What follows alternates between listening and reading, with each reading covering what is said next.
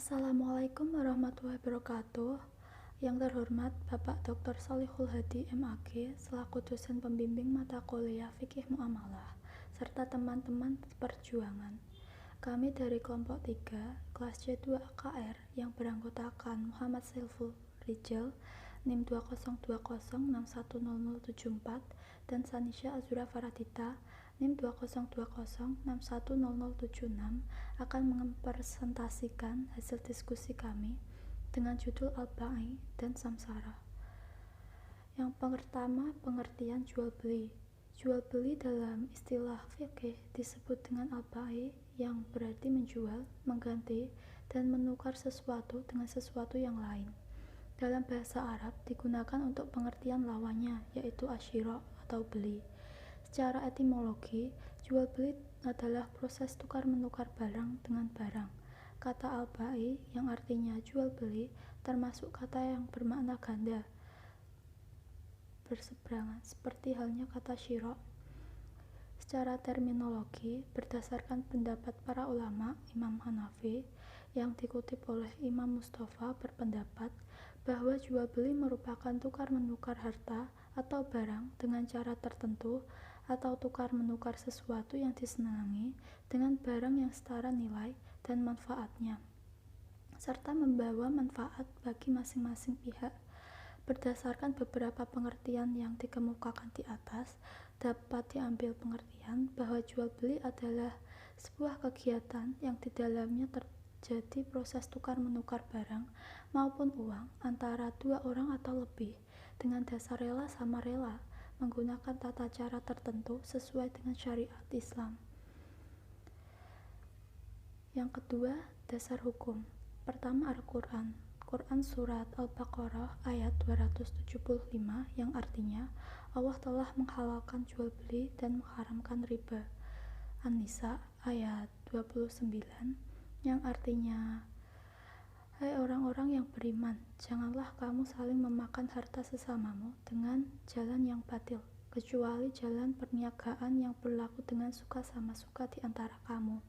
Masih ada beberapa yang lain, tapi itu dulu. Lalu ada Al-Hadis riwayat Ahmad. Nabi SAW ditanya tentang mata pencaharian yang paling baik. Beliau menjawab, seseorang bekerja dengan tangannya dan setiap jual beli yang mabrur.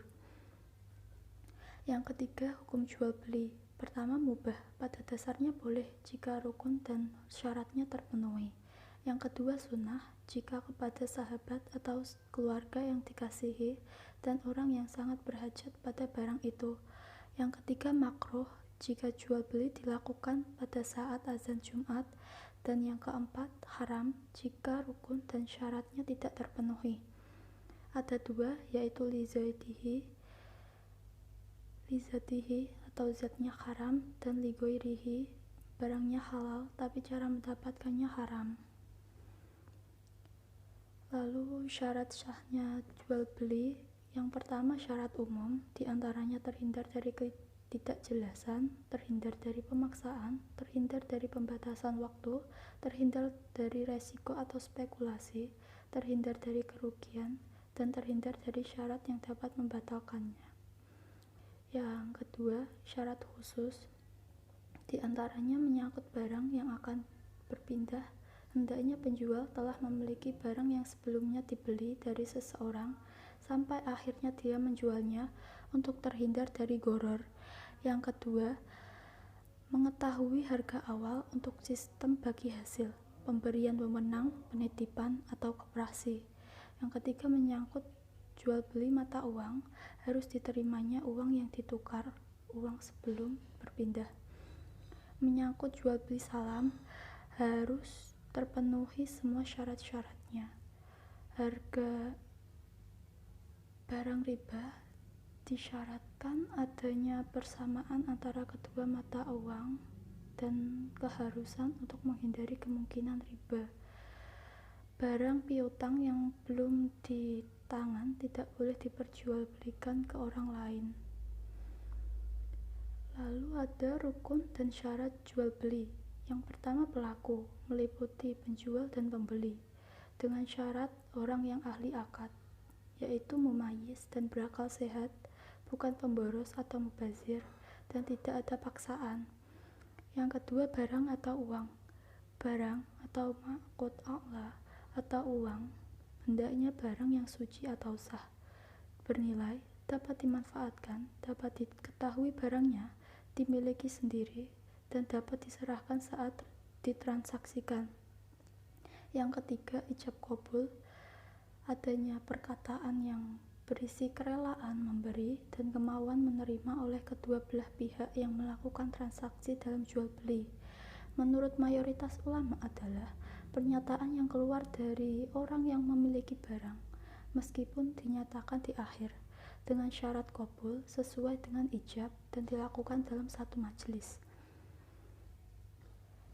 Demikian, berikutnya akan dijelaskan oleh rekan saya. Terima kasih. Yaitu pengertian samsarah.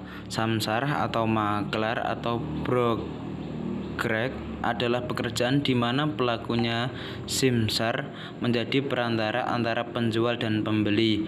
Para fuqaha ahli fikih mendefinisikan simsar sebagai orang yang bekerja untuk orang lain dengan upah baik untuk menjual maupun membeli. Definisi tersebut juga berlaku untuk dalal.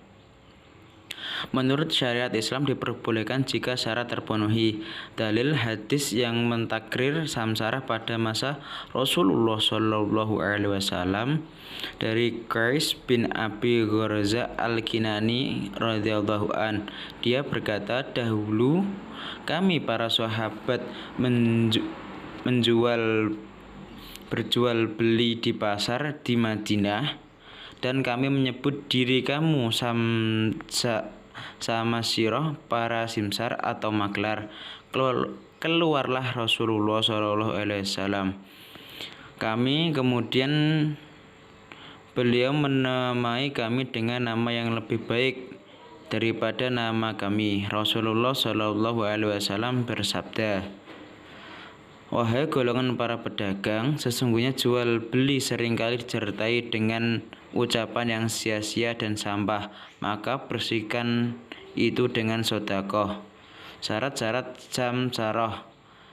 1. Pekerjaan simsar harus jelas. Yang kedua, upah atau komisi yang diterima oleh simsar harus jelas.